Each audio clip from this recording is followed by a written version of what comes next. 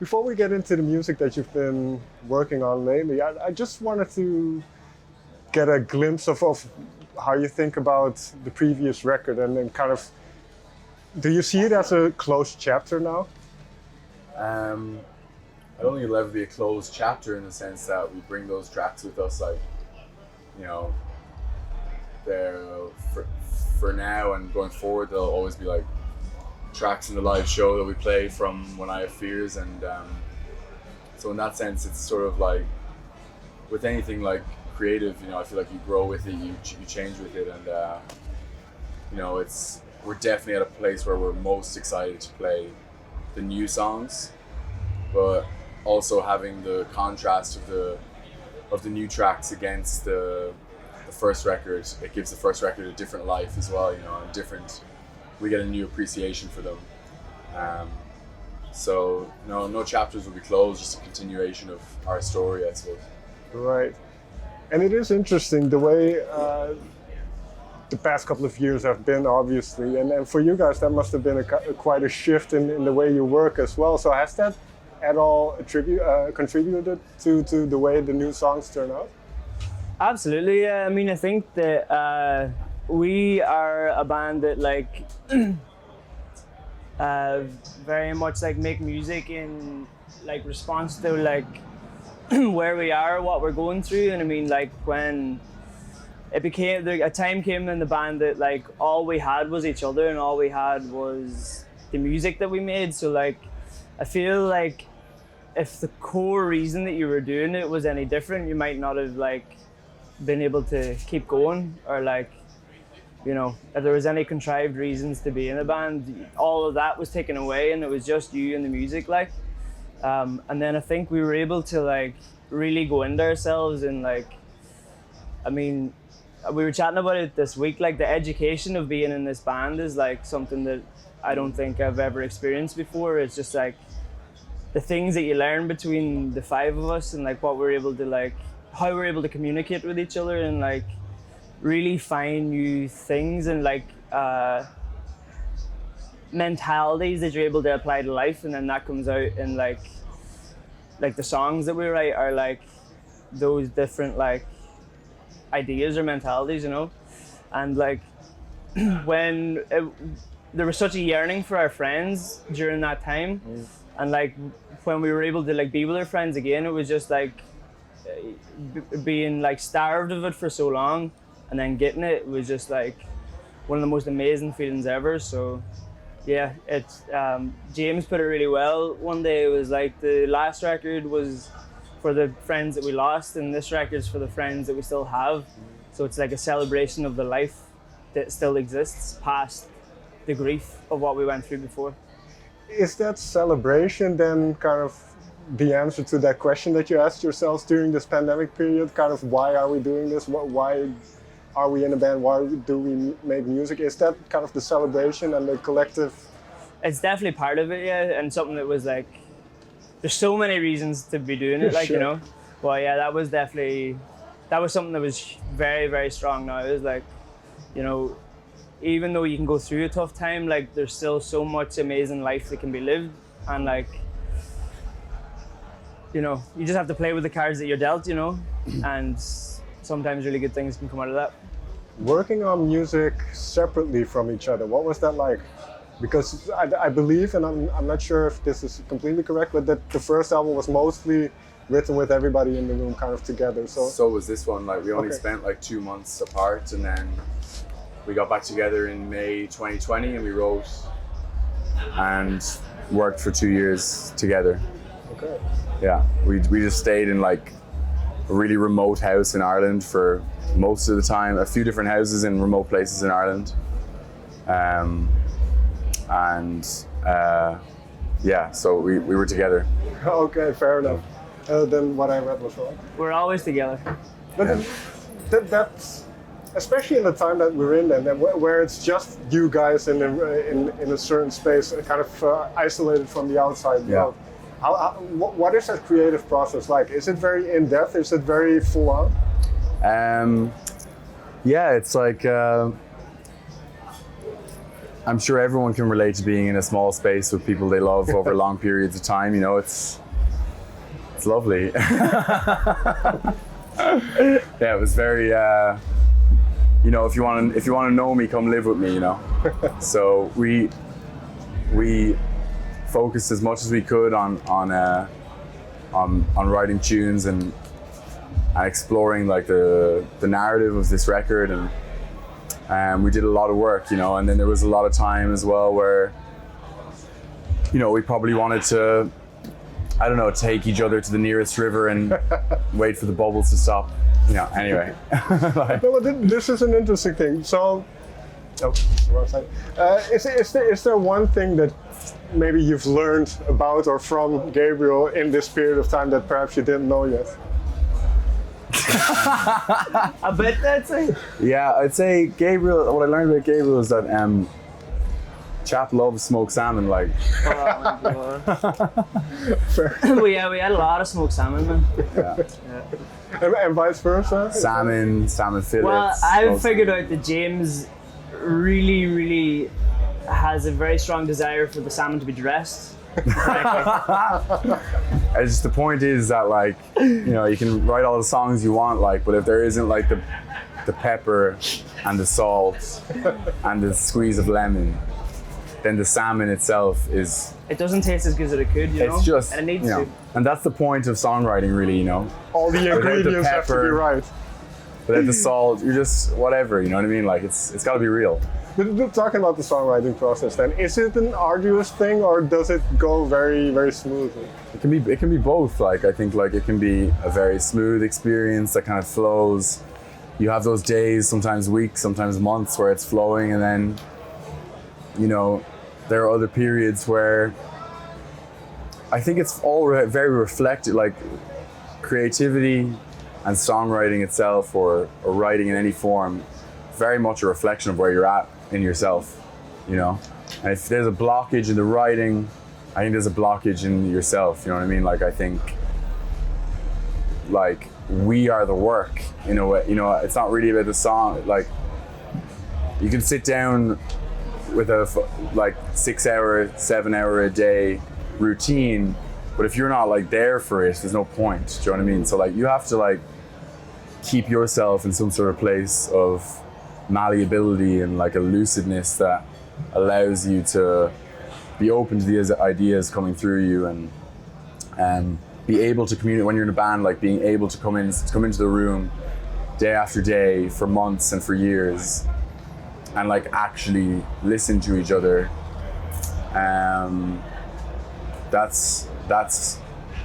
That takes like patience and tolerance, and it's like any relationship, you know. It takes like, and it also you need to take a step back. You need to be real with yourself, be real with your collaborator. It all stems from empathy, like, you know.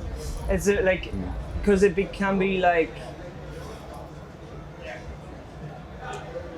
I think there's an interesting thing that happens. That like, some of us might be satisfied with what the song is doing, and like maybe like two or one other person isn't, and like that can be like a high place of like frustration or conflict, is because you want to just move past it, because like four of us maybe in the room are feeling it, and then that one person not being completely satisfied yet and them fucking pushing for it means that like the tune can end up in a place that none of us had ever conceived before. But like that's the amazing thing about collaboration, and like especially collaborating with the five of us, is like there's no way this record could have ever been made if the five of us didn't sit down together and make it.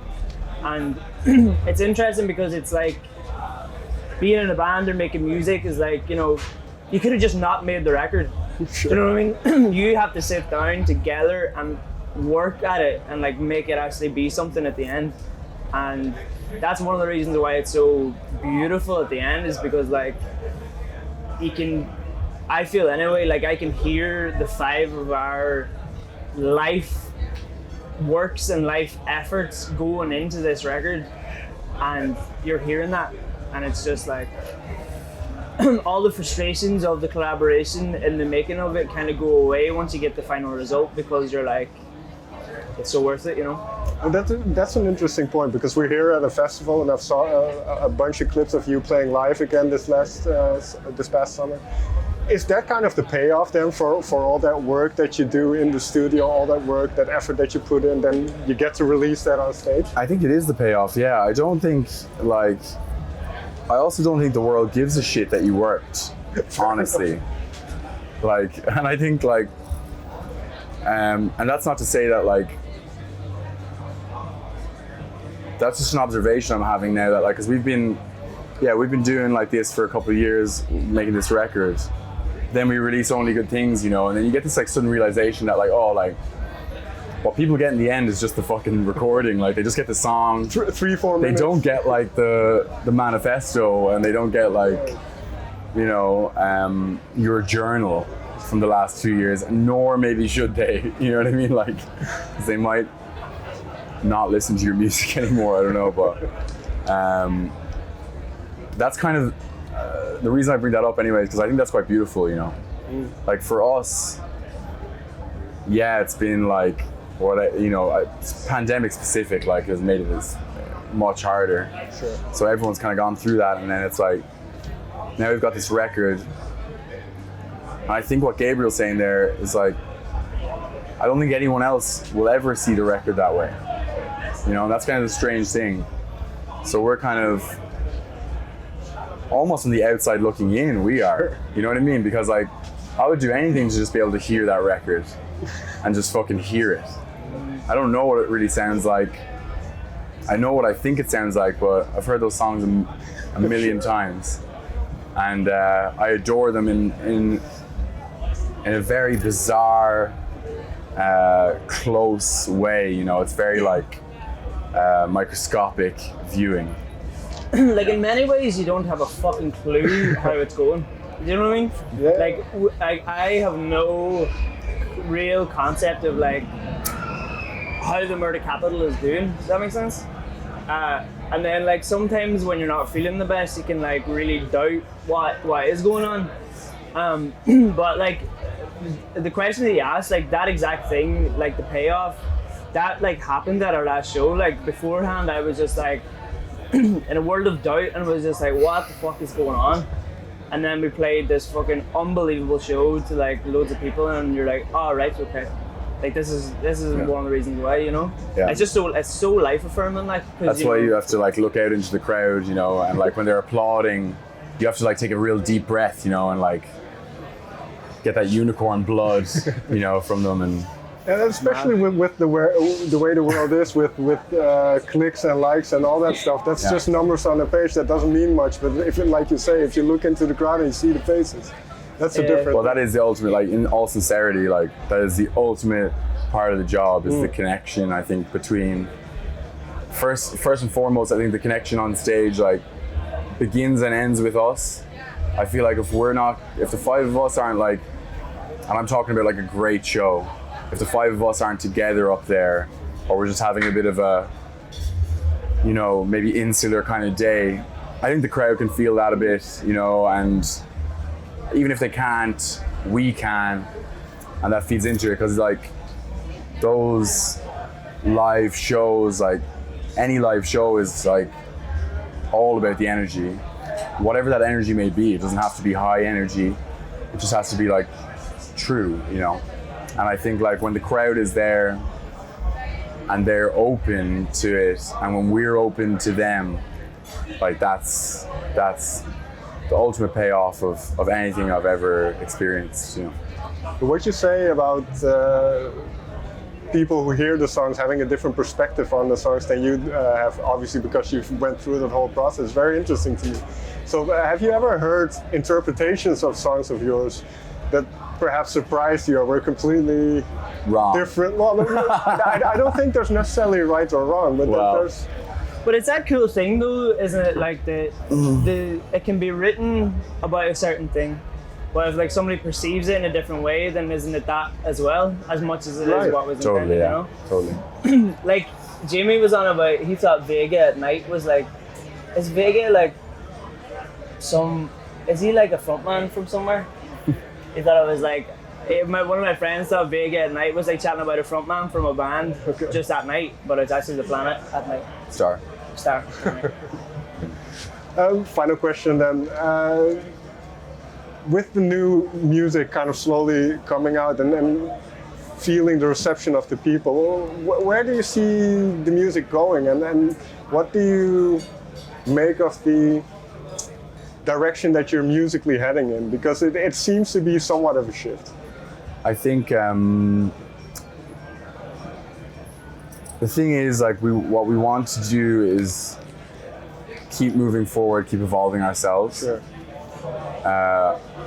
And I'm sure, like, any real music fan will appreciate that. Like, I think any fan of like any artistic form will appreciate evolution from an artist. And all I'll say is, like, you'll never know what our whole record is going to sound like from one single. Sure. So there's reasons why we opened with such a bright, melodic, loving song, is because that's how we felt. Well, yeah, as you mentioned, it's a reflection of the mindset or the things that you're going through at the moment. Yeah. So what were you going through? It seems like somebody came into someone's life and brought some joy to it. That's what it the sounds track was definitely written as like a manifestation of love that wasn't there, I